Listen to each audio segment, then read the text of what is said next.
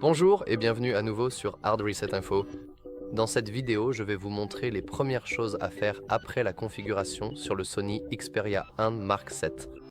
Commençons.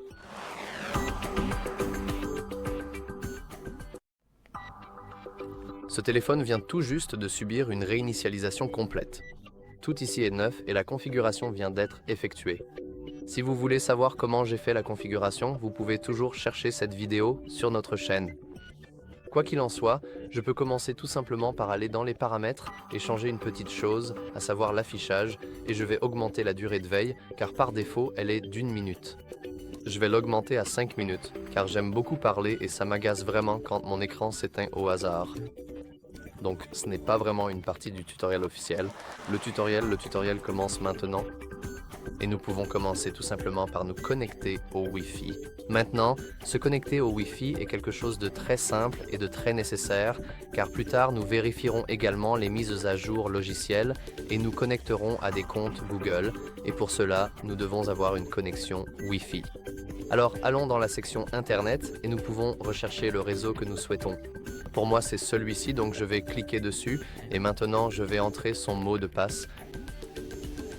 Et j'ai saisi le mot de passe, donc maintenant je clique simplement sur se connecter et je me connecte au réseau. Et voilà, nous avons maintenant un accès à Internet. Comme je l'ai dit précédemment, il est vraiment important de faire cette étape en premier. Donc, après vous être connecté avec succès à votre réseau, et aussi au cas où vous ne connaîtriez pas le mot de passe, le mot de passe de votre réseau se trouve généralement juste sous le routeur. Normalement, il devrait y avoir une sorte d'autocollant avec le mot de passe dessus. Et maintenant, nous pouvons passer aux autres étapes de la configuration de notre appareil une fois l'installation terminée, vous savez. Et il s'agit simplement de vérifier les mises à jour logicielles.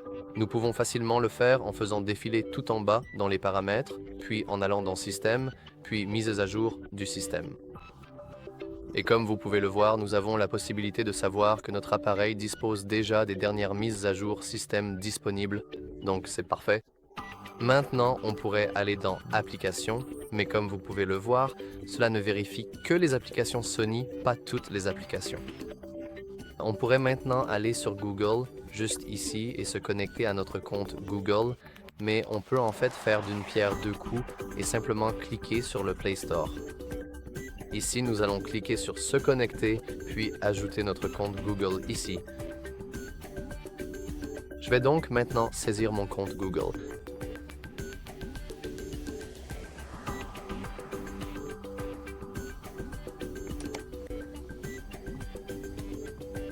Et petite astuce, vous n'avez pas besoin de taper manuellement gmail.com.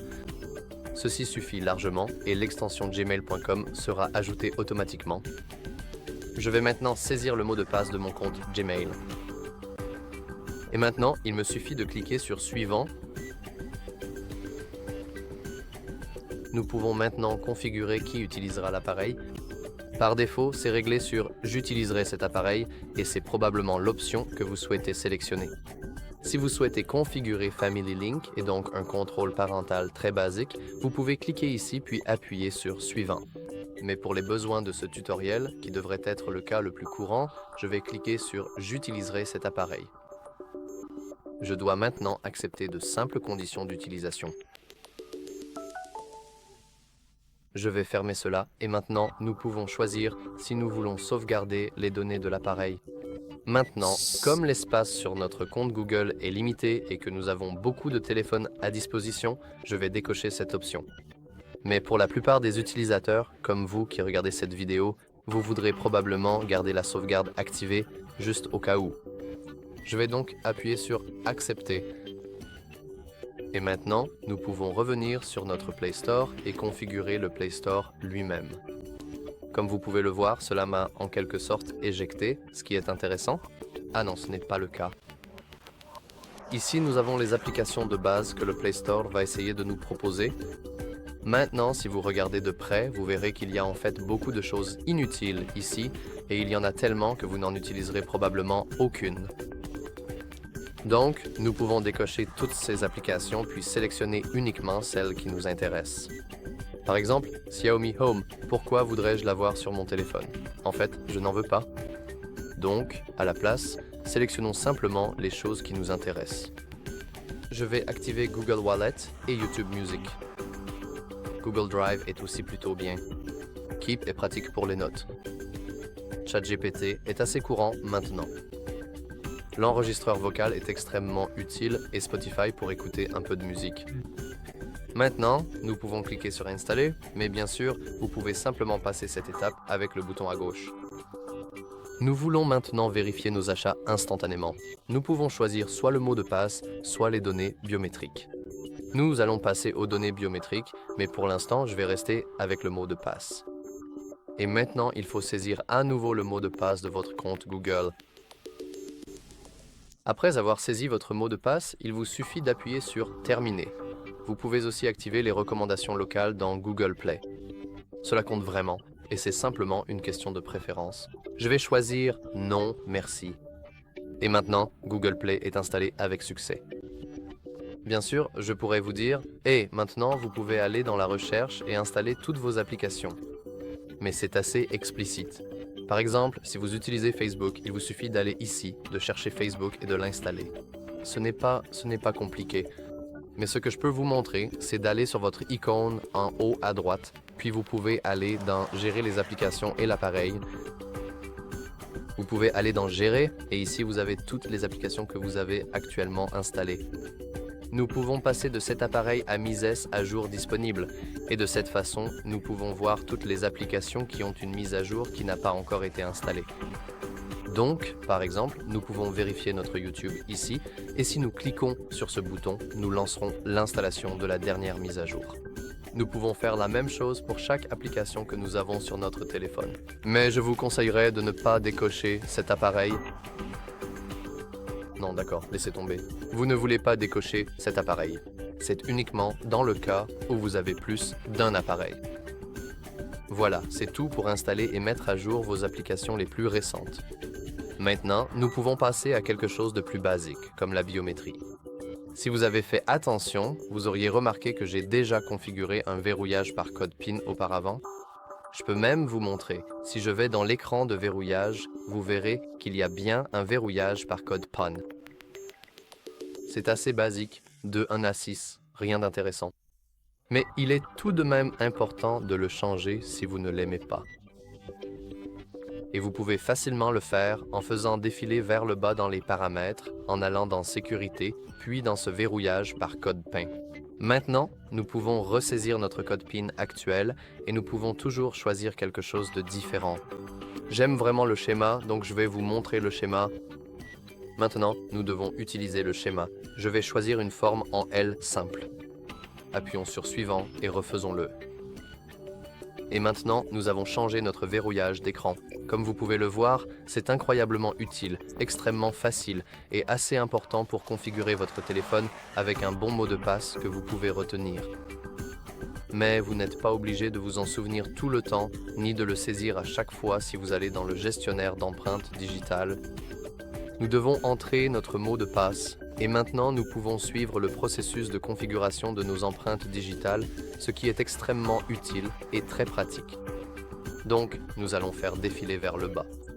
Nous allons appuyer sur J'accepte et maintenant nous allons suivre le tutoriel. Nous devons tenir notre appareil normalement et comme vous pouvez le voir, le bouton d'alimentation est lui-même un capteur pour nos empreintes digitales. Nous voulons donc enregistrer nos empreintes en appuyant à chaque fois sur le bouton à des endroits légèrement différents afin qu'il puisse bien enregistrer chaque partie de votre pouce. Maintenant, nous devons enregistrer le bord extérieur de nos empreintes digitales. Nous pouvons donc le faire et il nous montre même comment nous devons procéder. Et voilà, l'empreinte digitale est ajoutée. Appuyons sur Terminer. Nous pouvons maintenant renommer le doigt, mais je ne vais pas m'en préoccuper.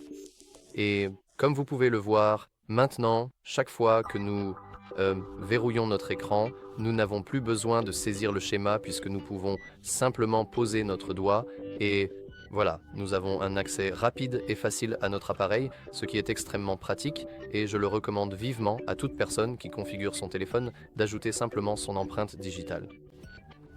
C'est une méthode de déverrouillage totalement sûre et très pratique.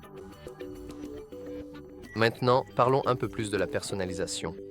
Puisque, comme vous pouvez le voir, nous avons cette disposition de base, ce fond d'écran basique, nous pourrions changer cela, n'est-ce pas? Et nous pouvons le faire très facilement. Nous pouvons appuyer longuement sur l'écran d'accueil et aller dans fond d'écran et style. Et maintenant, nous pouvons personnaliser tout ce que nous voulons. Comme vous pouvez le voir, il y a deux sections ici, une pour l'écran de verrouillage et une pour l'écran d'accueil. Nous allons commencer par l'écran d'accueil. Changeons le thème pour quelque chose de plus vert, puisque j'aime le vert, et allons dans changer le fond d'écran. Comme vous pouvez le voir, les fonds d'écran disponibles sur l'appareil offrent de très belles options. Et si nous revenons en arrière, nous pouvons aussi choisir des fonds d'écran animés. Ce sont des animations basiques qui se lancent à chaque fois que vous déverrouillez votre téléphone et vous pouvez choisir entre noir, vert ou violet. Pour être honnête, ça ne m'intéresse pas vraiment car les fonds d'écran animés ont tendance à consommer pas mal de batterie, donc choisissons plutôt un fond d'écran disponible sur l'appareil et prenons quelque chose d'original. Par exemple, je ne vais évidemment pas choisir le noir uni, mais ces feuilles vertes sont... Oui, j'aime bien l'ambiance et j'aime aussi la couleur verte. Maintenant, si vous faites attention, vous verrez que nous pouvons aussi le définir comme écran de verrouillage. Et voici à quoi il ressemblera sur l'écran de verrouillage. Et comme vous pouvez le voir, on peut aussi appuyer pour modifier son apparence. On peut le déplacer.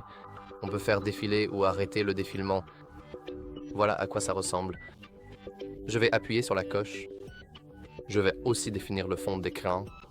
Ici, nous avons la possibilité de choisir si nous voulons le définir à la fois comme écran de verrouillage et écran d'accueil, ou seulement l'un des deux, ou aucun, ce qui serait assez drôle. Je vais choisir les deux. Appuyons sur Définir, et comme vous pouvez le voir, notre fond d'écran a maintenant changé. Mais ce n'est pas la seule façon de personnaliser notre téléphone. Nous pouvons toujours simplement appuyer longuement sur notre appareil, mais nous ne voulons pas faire cela sur l'écran d'accueil. Nous pouvons appuyer longuement sur certaines applications afin de les déplacer, tout simplement comme ça. Nous pouvons faire la même chose avec les widgets. Nous pouvons le déplacer vers le haut, mais je pense que le bas est une assez bonne option. Je vais donc maintenant retirer le Game Enhancer, alors laissez-moi le déplacer, le bouger, puis je vais appuyer sur Supprimer. Notez que cela ne désinstallera pas Game Enhancer, cela le retirera simplement de l'écran d'accueil. Je vais donc faire un peu de rangement ici, et là, nous avons des choses aléatoires. Donc, en fait, sans même ranger l'écran d'accueil, nous pouvons maintenant passer à l'autre partie du tutoriel et supprimer les bloatwares inutiles que nous n'utiliserons même pas. Vous pouvez voir que nous avons déjà LinkedIn ou Facebook installés, et je ne les ai pas vraiment installés moi-même, ils se sont installés tout seuls. C'est ce qu'on appelle des bloatwares. Ce sont des logiciels déjà préinstallés sur votre appareil et normalement vous n'en voulez pas vraiment car cela gaspille votre stockage, cela consomme votre batterie, ça gaspille beaucoup de choses et surtout cela vous fait perdre du temps. Donc nous pouvons aller dans nos paramètres. Oh, il est chargé à 15. Nous pouvons aller dans nos paramètres que j'ai un peu perdu maintenant. D'accord, voici les paramètres. Maintenant, nous pouvons aller dans Applications. Nous pouvons aller dans toutes les applications et maintenant nous avons une belle liste de toutes les applications présentes sur notre appareil et ici, nous voulons simplement trouver les applications qui nous sont inutiles. Par exemple, je ne suis pas utilisateur de Facebook, donc je vais sélectionner Facebook et comme vous pouvez le voir, nous ne pouvons même pas le désinstaller. C'est dommage. Tout ce que nous pouvons faire, c'est simplement le désactiver pour qu'il ne fonctionne plus en arrière-plan. Désactivons l'application, et c'est malheureusement tout ce que nous pouvons faire. Nous pouvons toujours faire défiler vers le bas. Il y a Gboard ou d'autres choses. LinkedIn, c'est aussi assez regrettable que nous ne puissions pas vraiment le désinstaller.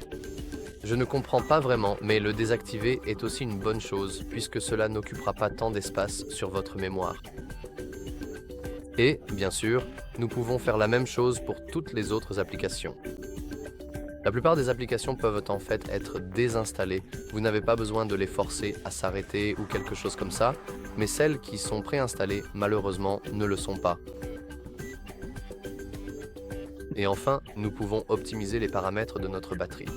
Nous pouvons aller dans nos paramètres, puis dans batterie et dans le mode batterie, je crois. Non, laissez tomber. Dans la batterie adaptative, nous avons la possibilité d'utiliser la batterie adaptative. Je vous conseille de laisser cette option activée afin d'économiser davantage de batterie. C'est une fonctionnalité plutôt sympa.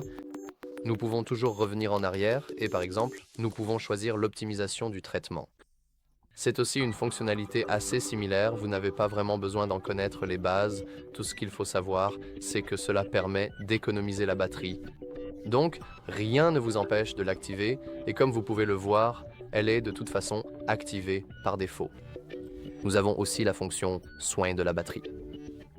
C'est quelque chose d'assez intéressant qui ne fonctionne que lorsque vous rechargez votre batterie. Comme vous pouvez le voir, elle est actuellement en mode auto, mais nous pouvons toujours aller la modifier. Par exemple, nous pouvons la passer de auto à toujours, ainsi notre batterie ne dépassera jamais, par exemple, 80%. Par exemple, notre batterie aura une limite de 80%, mais je pense que nous pouvons la modifier de 19 à 80 ou inversement. Donc voilà. Et aussi, nous avons de petits conseils utiles sur la batterie si nous cliquons dessus. Pour cela, je ne vais pas tous les lire puisque vous pouvez simplement mettre la vidéo en pause et les lire vous-même et la vidéo est déjà assez longue, donc voilà. Mais oui, je pense que c'est un très bon moment pour terminer cette vidéo. Si vous l'avez trouvée particulièrement intéressante et vraiment utile, n'oubliez surtout pas de liker et de vous abonner à la chaîne. Et si vous avez d'autres astuces, des conseils précieux ou des suggestions pertinentes, vous pouvez toujours les partager librement dans les commentaires ci-dessous. Bref, c'est tout pour moi aujourd'hui. Merci beaucoup d'avoir regardé cette vidéo jusqu'au bout.